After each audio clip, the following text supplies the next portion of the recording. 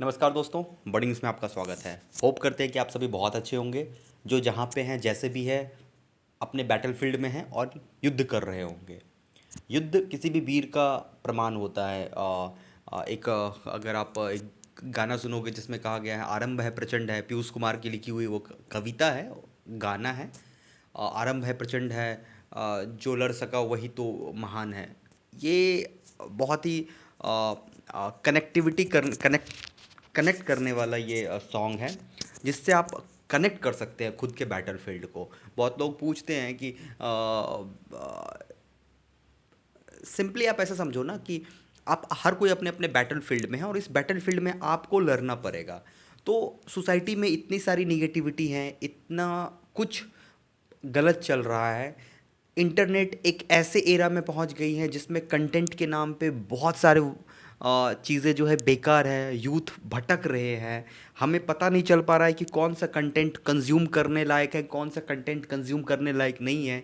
Entertainment का channels अगर बना दें, इंटरटेनमेंट का वीडियोस बनाए तो वो दिन रात में बूम कर जाता है। बट अगर आप जाके देखो एनपीटेल का वीडियो जाके देखो तो उस पर कोई रिएक्शन नहीं होता है। बट एनपीटेल का वीडियो जो होगा वो इतना वर्थ इट होता है, इतना प्राइसलेस होता है कि आप सोच भी नहीं सकते हैं।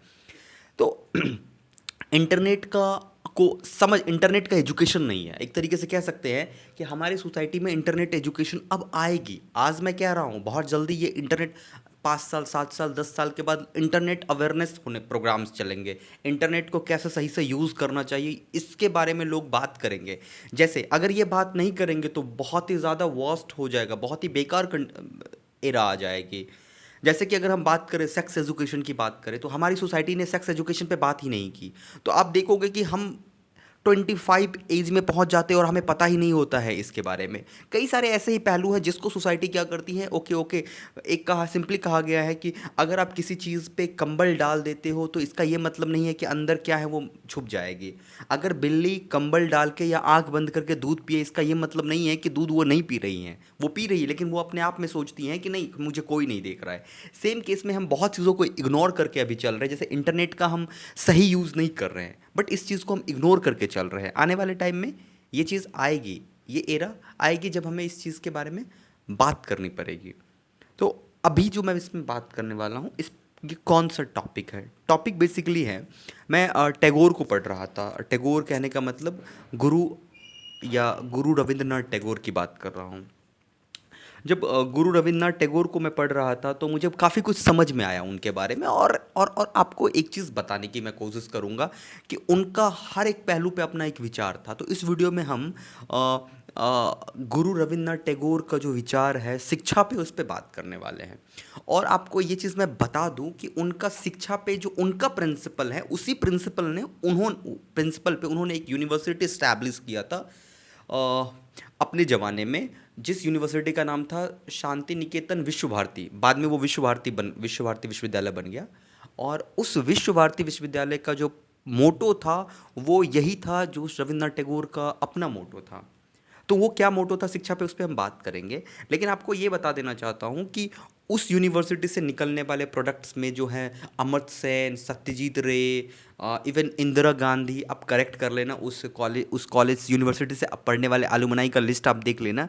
ऐसे ऐसे लोग निकले हैं। तो कहीं ना कहीं उस यूनिवर्सिटी का जो मोटो है उस पर हमें डिस्कस करना चाहिए। इवन कि हमें रविंद्रनाथ टैगोर का शिक्षा पे क्या मोटो था उनको उसको समझने की ज़रूरत है। और इसके बाद मैं कंसेप्चुलाइज करूंगा जो मेरा अपना एक्सपीरियंस है। तो देखिए, शिक्षा जो हम अभी पढ़ रहे हैं कॉलेज में, जो कॉलेज में आप अपना सब्जेक्ट पढ़ रहे हैं, वो सब्जेक्ट सिर्फ और सिर्फ आपको जॉब दिलाने में अगर मदद की, उसके अलावा वो कुछ नहीं आपकी ज़िंदगी में कंट्रीब्यूट किया, तो वो बेकार है।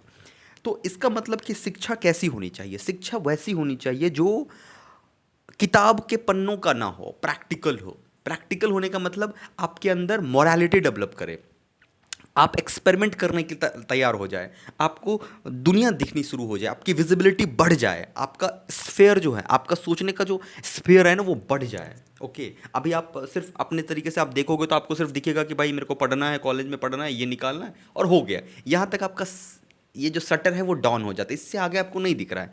लेकिन जो शिक्षा का मोटो, एक्चुअल मोटो होना चाहिए, वो इस शटर को ब्रेक करना ही है। जब आप इस शटर को ब्रेक करोगे और आप इससे दूर देखना शुरू कर दोगे, वो एक्चुअल मोटो है रविन्द्रनाथ टैगोर, गुरु रविन्द्रनाथ टैगोर जी का वो एक्चुअल मोटो है कि शिक्षा जो है आपको आपको वाइड पर्सपेक्टिव देता है, मतलब विश्व को समझने की आपके अंदर एक टेंडेंसी जनरेट करती है। तभी उसी पे उनका एक और कॉन्सेप्ट है अंतर्राष्ट्रीय मानवतावाद, कि हम कैसे ह्यूमैनिटी को हम इंटरनेशनल लेवल पे ह्यूमैनिटी को समझें, ठीक ना। अब हम बात करें कि ये जो एजुकेशन होता है, मतलब हमने पढ़ाई कर रहे हैं, हम सेमेस्टर में मार्क्स ला रहे हैं, ये कर रहे हैं, वो कर रहे हैं, गोल्ड मेडलिस्ट बन जाओ, इस सबसे कुछ होगा नहीं। देखो अब और कुछ बातें करते हैं। इन्होंने उनकी एक सिंपल लाइन लिखी हुई है, वो लाइन मैं तुम्हें पढ़ के सुना रहा हूँ। उस लाइन में लिखा हुआ है कि अगर अगर आप अपने शिक्षा से अपने आप आत्मा को नहीं समझ पाए, अपने सोल लेवल पे आप अपने आप को नहीं समझ पाए, तो वो शिक्षा सिर्फ और सिर्फ माया जाल है, फिर बेकार है, उसका कुछ नहीं हो सकता है, ठीक है। ऐसे उनका कई सारे ऐसे छोटी छोटी बातें हैं जिसमें कहा गया है, उन्होंने कहा कि अगर शिक्षा से आपका मेंटल फ्रीडम आप में नहीं आता है, आप डर रहे हो, आप एजुकेशन ले रहे हो, आप पढ़ रहे हो, लेकिन आप डर रहे हो कि नहीं नौकरी हुआ तो क्या होगा, ये नहीं होगा तो क्या होगा, आप पूरे फियर से भरे हुए हो, तो इसका मतलब आप कहीं ना कहीं शिक्षा का जो मूल मोटो है उससे आप हट चुके हो। क्योंकि अगर शिक्षा आपके अंदर एक इंडिपेंडेंसी, आपके अंदर आपके मेंटल फ्रीडम आप में नहीं डालती है, आप मेंटली बहुत ही ज़्यादा फ्री नहीं हो पा रहे हो कि अरे कुछ नहीं होगा, वर्स्ट कंडीशन आएगा तब भी हम खड़े हो जाएंगे, छोटी छोटी चीज़ों पे आप रोने लगते हो, छोटी छोटी चीज़ों पे आपको परेशानी हो, तो आप इसका मतलब राइट एजुकेशन आपको नहीं मिल रहा है। राइट एजुकेशन मिलने की ज़रूरत है।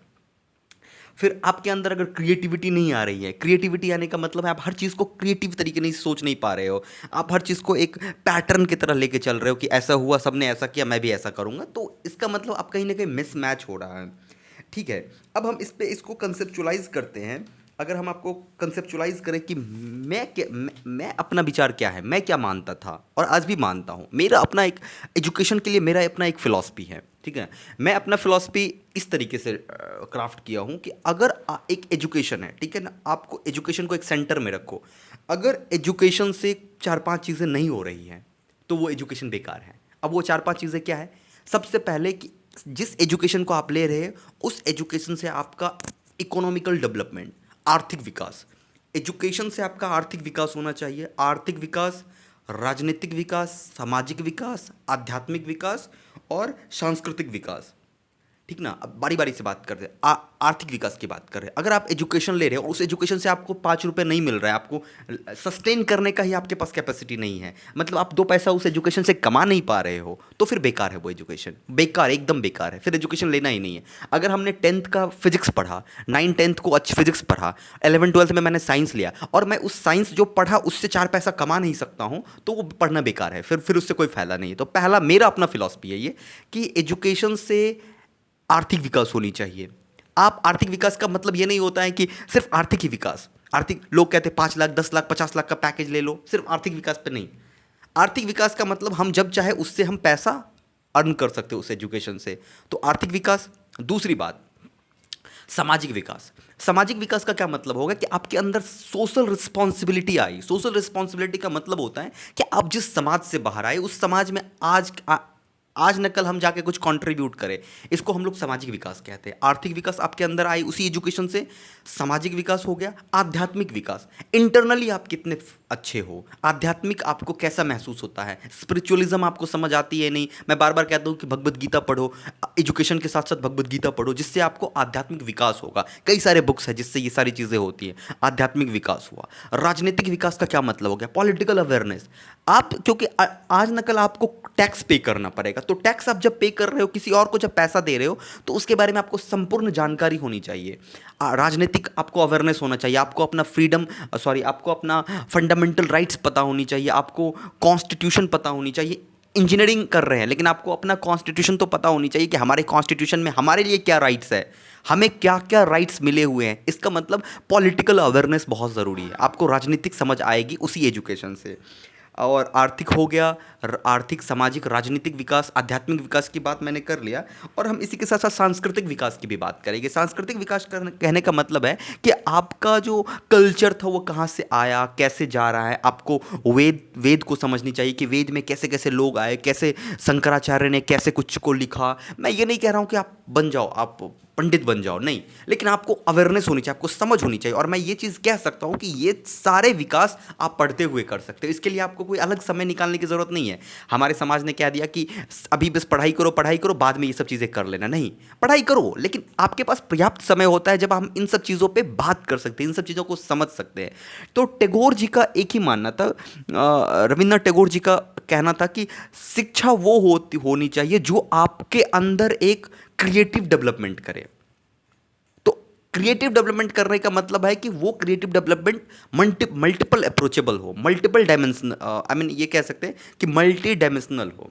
तो गाइज मैं होप करता हूँ कि आप अपने एजुकेशन का सही मोटो आपका क्या है वो आप लेके चलोगे। मेरा मानना है कि शिक्षा का मतलब बहुमुखी विकास होनी चाहिए। वो बहुमुखी विकास होनी चाहिए कि एक छात्र को आर्थिक, राजनीतिक, सामाजिक, सांस्कृतिक और आध्यात्मिक दृष्टिकोण पैदा कर दे उसके अंदर। ये शिक्षा का राइट महत्व होता है मेरे मतलब से।